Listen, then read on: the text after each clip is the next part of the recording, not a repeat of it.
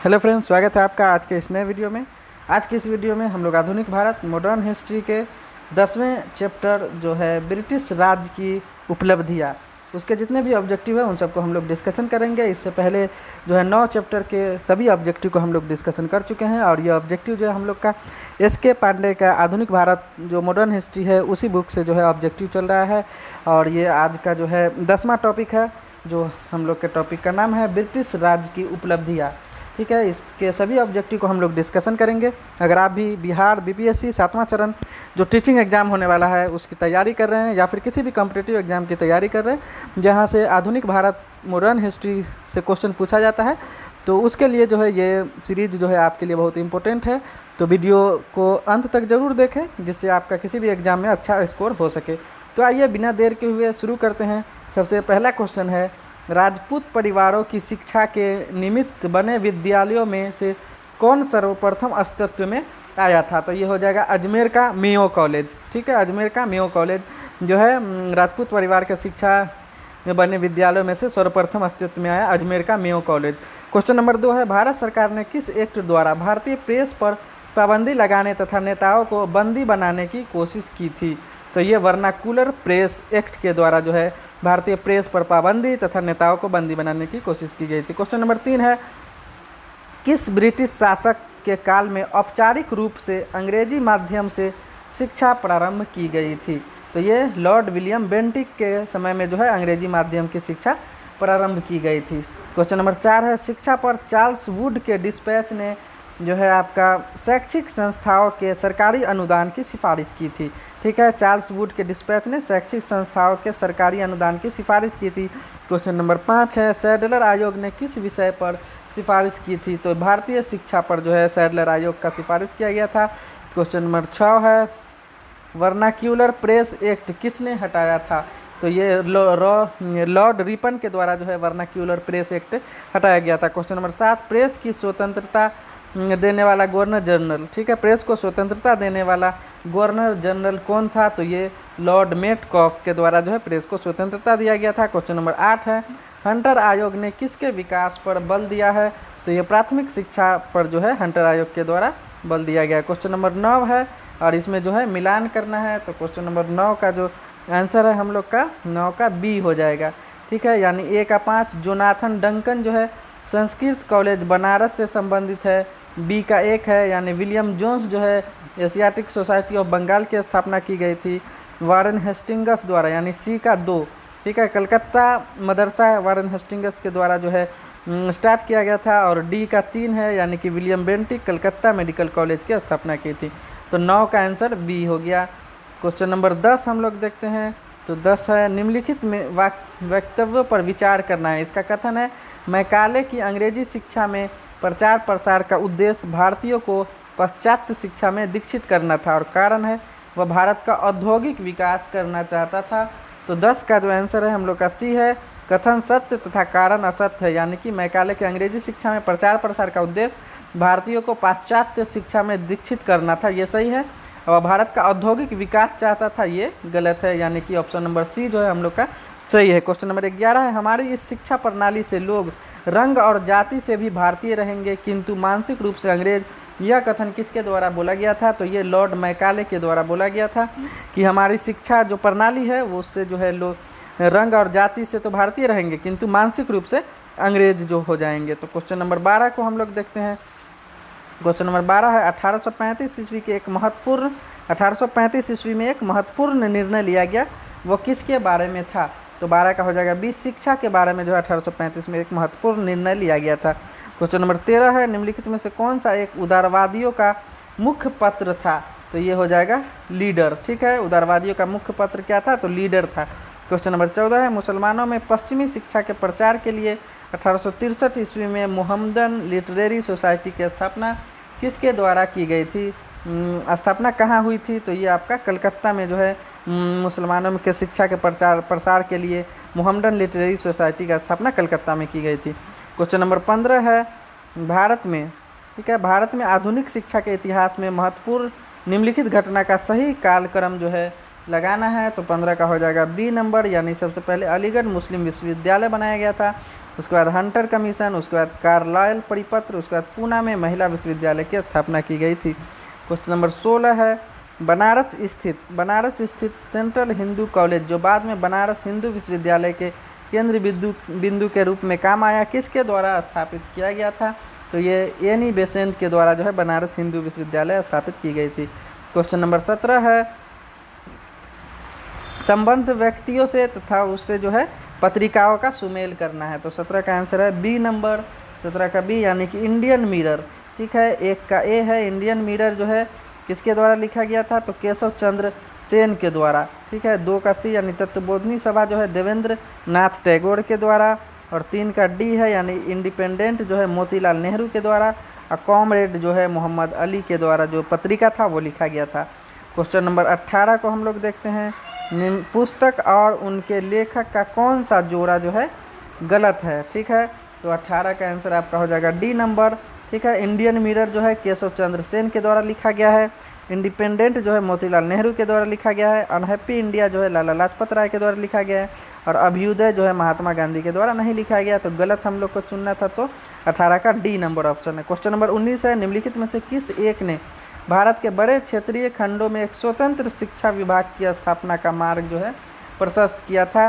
तो ये वुड का डिस्पैच जो है इससे स्थापना का मार्ग प्रशस्त किया गया था। क्वेश्चन नंबर 20 है यंग इंडिया। ठीक है, यंग इंडिया जो पत्रिका था इसके संपादक कौन थे? तो ये हो जाएगा महात्मा गांधी के द्वारा जो है यंग इंडिया पत्रिका लिखा गया था। क्वेश्चन नंबर 21 है भारत की प्रथम राष्ट्रीय समाचार एजेंसी कौन थी? तो ये the associated press of India जो है भारत की प्रथम राष्ट्रीय समाचार एजेंसी थी। क्वेश्चन नंबर 22 है अल हिलाल का प्रकाशन किसके द्वारा किया गया था? ठीक है, तो अबुल कलाम आज़ाद के द्वारा जो है अल हिलाल का प्रकाशन किया गया था। क्वेश्चन नंबर 23 है भारतीय सिविल सेवा किसके काल में प्रारंभ की गई थी? तो लॉर्ड कॉर्नवालिस के काल में जो है भारतीय सिविल सेवा प्रारंभ की गई थी। क्वेश्चन नंबर 24 है वह कौन था जिसने भारतीय राजाओं से गोद लेने की प्रथा छीन ली थी? तो ये आपका लॉर्ड डलहौजी था। ठीक है, वह कौन था जिसने भारतीय राजाओं से गोद लेने की प्रथा छीन ली थी? तो लॉर्ड डलहौजी। क्वेश्चन नंबर 25 है सर्वप्रथम रेल सेवा का प्रारंभ किसके काल में हुआ था? तो ये आपका हो जाएगा लॉर्ड डलहौजी के काल में रेल सेवा का प्रारंभ किया गया था। क्वेश्चन नंबर 26 है सती प्रथा को कानून बनाकर किसने बंद किया था? तो लॉर्ड विलियम बेंटिक के द्वारा जो है सती प्रथा को कानून बनाकर बंद किया गया था। क्वेश्चन नंबर 27 है डलहौजी की हड़प नीति का कौन सा राज्य शिकार नहीं हुआ था? ठीक है, तो ये अवध जो है लॉर्ड डलहौजी की हड़प नीति का शिकार नहीं हुआ था, जिसमें झांसी, सतारा और संबलपुर जो है हड़प नीति के अनुसार जो है अपने राज्य में मिला लिया था लॉर्ड डलहौजी। क्वेश्चन नंबर 28 है अकर्मण्यता की नीति कहाँ से संबंधित थी? ठीक है, तो ये हो जाएगा आपका अफगानिस्तान से। ठीक है, अकर्मण्यता की नीति अफगानिस्तान से संबंधित है। क्वेश्चन नंबर 29 है वर्नाक्यूलर प्रेस एक्ट किसने हटाया था? ठीक है, तो लॉर्ड रिपन के द्वारा वर्नाक्यूलर प्रेस एक्ट हटाया गया था।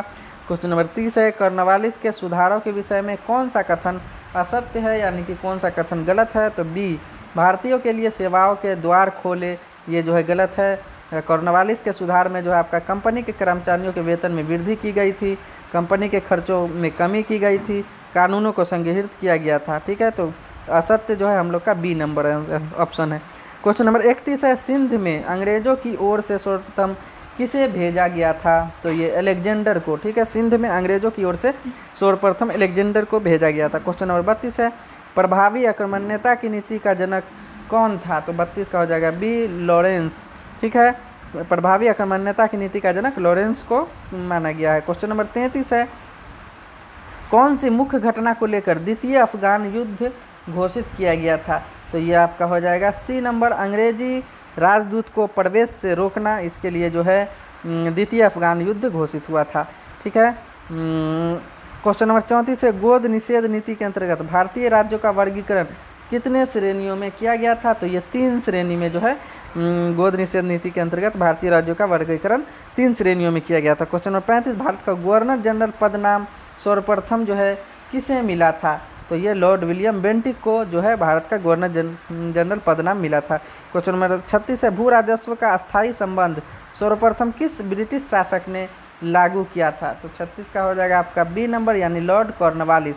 ठीक है। भू राजस्व का अस्थायी जो प्रबंध है किस ब्रिटिश शासक ने लागू किया था, तो लॉर्ड कॉर्नवालिस। क्वेश्चन नंबर 37 है, किस ब्रिटिश शासक के काल में औपचारिक रूप से शिक्षा अंग्रेजी माध्यम से आरंभ की गई थी, तो यह लॉर्ड विलियम बेंटिक के द्वारा जो है औपचारिक रूप से शिक्षा अंग्रेजी माध्यम में आरंभ की गई थी। क्वेश्चन नंबर 38, किस ब्रिटिश शासक के समय में सर्वाधिक देशी राज्य ब्रिटिश भारत में मिला लिए गए थे, तो ये लॉर्ड डलहौजी, ठीक है। लॉर्ड डलहौजी के शासनकाल में जो है सर्वाधिक देशी राज्य जो है ब्रिटिश में मिला लिए गए थे। क्वेश्चन नंबर 39 है, निम्नलिखित में से किसे सबके बाद अधिकार में लाया गया था, तो 39 का हो जाएगा सी नंबर, अवध को जो है सबसे बाद में अधिकार में लाया गया था। क्वेश्चन नंबर 40, किस ब्रिटिश शासक ने मराठों को अंतिम रूप से पराजित कर दिया था, तो ये लॉर्ड हेस्टिंग्स, ठीक है। ब्रिटिश शासक ने मराठों को अंतिम रूप से पराजित किया था, तो लॉर्ड हेस्टिंग्स थे जो मराठों को पराजित किए थे। क्वेश्चन नंबर 41 है, भारत में तार व्यवस्था का प्रारंभ किसके शासनकाल में हुआ था, तो ये आपका लॉर्ड डलहौजी के काल में जो है तार व्यवस्था का प्रारंभ किया गया था। क्वेश्चन नंबर 42 है, भारत में रेल प्रारंभ करने में कंपनी का एक मुख्य उद्देश्य था, ठीक है। तो भारत में ईस्ट इंडिया कंपनी की वित्तीय हितों को सुरक्षित करना जो है ये उद्देश्य था, जिसमें भारत में रेल प्रारंभ किया गया था। क्वेश्चन नंबर 43 है, नीचे दिए गए कूट के आधार पर निम्नलिखित गवर्नर जनरल एवं वायसराय का सही कालक्रम जो है निर्धारित कीजिए, तो 43 का हो जाएगा सी नंबर, यानी ए सबसे पहले लॉर्ड कैनिंग, उसके बाद डी, उसके बाद नेपियर, उसके बाद सी है यानी कि लॉरेंस, उसके बाद बी यानी कि मेयो, ठीक है। तो 43 का सी नंबर आंसर है। क्वेश्चन नंबर 44 हम लोग देखते हैं, निम्नलिखित में से कौन इंडियन मुस्लिम शीर्षक पुस्तक का लेखक थे, ठीक है। तो ये हो जाएगा आपका सर विलियम हंटर, जो इंडियन मुस्लिम जो पुस्तक है उसके लेखक है। क्वेश्चन नंबर 45, बहिष्कृत भारत पत्रिका किसके द्वारा प्रारंभ किया गया था, तो बी.आर. अम्बेडकर के द्वारा जो है बहिष्कृत भारत पत्रिका प्रारंभ किया गया था। क्वेश्चन नंबर 46 है, किस वायसराय के समय असहयोग आंदोलन चलाया गया था, तो ये लॉर्ड चेम्सफोर्ड के समय में जो है असहयोग आंदोलन चलाया गया था। क्वेश्चन नंबर 47 है, भारत में सर्वप्रथम टेलीग्राफ व्यवस्था प्रारंभ की गई थी कब, तो 1854 में सबसे पहले टेलीग्राफ व्यवस्था भारत में स्टार्ट की गई थी। क्वेश्चन नंबर 48 है, भारत के अंतिम गवर्नर जनरल जो है कौन थे, भारत के अंतिम गवर्नर जनरल किसे बनाया गया था, यानी 38 का ए है सी राजगोपालचारी, ठीक है। सी राजगोपालचारी भारत के अंतिम गवर्नर जनरल थे। क्वेश्चन नंबर 49, स्वतंत्र भारत के प्रथम गवर्नर जनरल कौन थे, तो लॉर्ड माउंटबेटन जो है स्वतंत्र भारत के प्रथम गवर्नर जनरल बने थे। क्वेश्चन नंबर 50 है, लॉर्ड डलहौजी के द्वारा भारत में रेलवे लाइन डालने का मुख्य उद्देश्य क्या था, तो ये खानों को बंदरगाह से जोड़ना, ठीक है। जहां वो खनन करते थे उसको बंदरगाह से जोड़ना जो है रेलवे लाइन डालने का मुख्य उद्देश्य था लॉर्ड डलहौजी का। 51 का प्रथम गवर्नर जनरल जो है कौन था, तो ये वारेन हेस्टिंग्स जो है प्रथम गवर्नर जनरल थे। क्वेश्चन नंबर 52 है, अवध विलय के समय वहाँ के डिप्टी कमिश्नर कौन थे, तो ये आपका आउटरम, ठीक है। आउटरम जो है अवध के विलय के समय वहाँ के डिप्टी कमिश्नर थे। क्वेश्चन नंबर 53 है, रिंग फेस का संबंध जो है किससे है, तो ये वारेन हेस्टिंग्स से है रिंग फेस का संबंध। क्वेश्चन नंबर 54 हम लोग देखते हैं, निम्नलिखित में से जो है कौन सा सही सुमेलित है, तो 54 का आंसर हो जाएगा 1 नंबर, यानी निबंध माला जो है विष्णु शास्त्री चिपुलंकर के द्वारा जो है लिखा गया था, और सब जो है गलत है। क्वेश्चन नंबर 55 है, लॉर्ड मैकाले का संबंध था किस चीज़ से था, तो ये विधि संहिताकरण से जो है लॉर्ड मैकाले का संबंध है। क्वेश्चन नंबर 56 है, विधवा पुनर्विवाह अधिनियम किस गवर्नर जनरल के काल में पारित हुआ था, तो लॉर्ड कैनिंग के काल में जो है विधवा पुनर्विवाह अधिनियम पारित किया गया था। क्वेश्चन नंबर 57 है, दयाल सिंह मजीठिया, ठीक है। दयाल सिंह मजीठिया संबंधित है किस चीज़ से संबंधित है दयाल सिंह मजीठिया, तो 57 का ए हो जाएगा, यानी 1, 2 और 4 यानी समाचार पत्र से, शिक्षा से और ब्रिटिश सेना से संबंधित है, बैंकिंग से संबंधित नहीं है।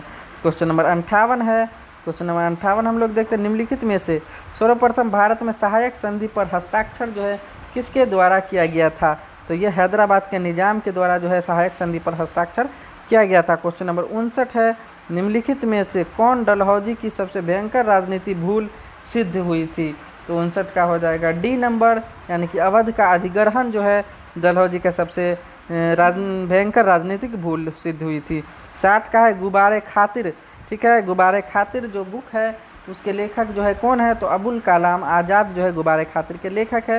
क्वेश्चन नंबर 61 है, उन राज्यों का नाम दिए जा गए हैं जिन्हें दयावसान सिद्धांत के अंतर्गत ईस्ट इंडिया कंपनी ने अपने राज्यों में मिला लिया था, उनके कालक्रम के अनुसार जो है लगाना है तो 61 का हो गया 1 नंबर, यानी कि आपका 61 का 1, यानी 1 2 3 4, यानी सबसे पहले सतारा, उसके बाद जैतपुर, उसके बाद झांसी, उसके बाद नागपुर जो सीरियल नंबर में दिया हुआ है वो क्रम में जो है ईस्ट इंडिया कंपनी में जो है भारतीय राज्यों को मिलाया गया था। क्वेश्चन नंबर 62 है, ब्रिटिश ईस्ट इंडिया कंपनी के सेवकों के कार्यकारी तथा न्यायिक अधिकार सर्वप्रथम किसके समय अलग कर दिए गए थे? तो 62 का है बी, लॉर्ड कर्नवालिस के समय में जो है ब्रिटिश ईस्ट इंडिया कंपनी के सेवकों के कार्यकारी तथा न्यायिक अधिकार अलग कर दिए गए थे। क्वेश्चन नंबर 63 है, सर जॉन शोर द्वारा अपनाई गई अहस्तक्षेप नीति किस राज्य से संबंधित है? तो 63 का हो जाएगा सी, मैसूर से संबंधित है अहस्तक्षेप नीति जो सर जॉन शोर द्वारा अपनाई गई थी। क्वेश्चन नंबर 64 है, भारतीयों द्वारा अंग्रेजी में प्रकाशित प्रथम समाचार पत्र था, वो था आपका हिंदू पैट्रियाट। ठीक है, भारतीयों द्वारा अंग्रेजी में प्रकाशित प्रथम समाचार पत्र हिंदू पैट्रियाट था। क्वेश्चन नंबर 65 और आज की वीडियो का लास्ट क्वेश्चन है, डलहौजी की हड़प नीति के अंतर्गत निम्नलिखित में से किस राज्य को हस्तगत करने के निर्णय का डायरेक्टरों की सभा ने अनुमोदन नहीं किया था? तो 65 का हो जाएगा करौली। ठीक है, करौली का जो है अनुमोदन नहीं किया गया था। तो वीडियो कैसा लगा आप कमेंट करके जरूर बताइएगा। अगला जो टॉपिक है हम लोग का 11 नंबर चैप्टर है जो भारत का स्वतंत्रता संघर्ष, जिसमें लगभग जो है आपका 200 से 300 ऑब्जेक्टिव क्वेश्चन को हम लोग डिस्कशन करेंगे। वीडियो कैसा लगा तो आगे ज़रूर कमेंट करके बताइएगा, जिससे आगे वीडियो जो है हम लोग अच्छे से डिस्कशन कर सके। तो मिलते हैं नेक्स्ट वीडियो में, धन्यवाद।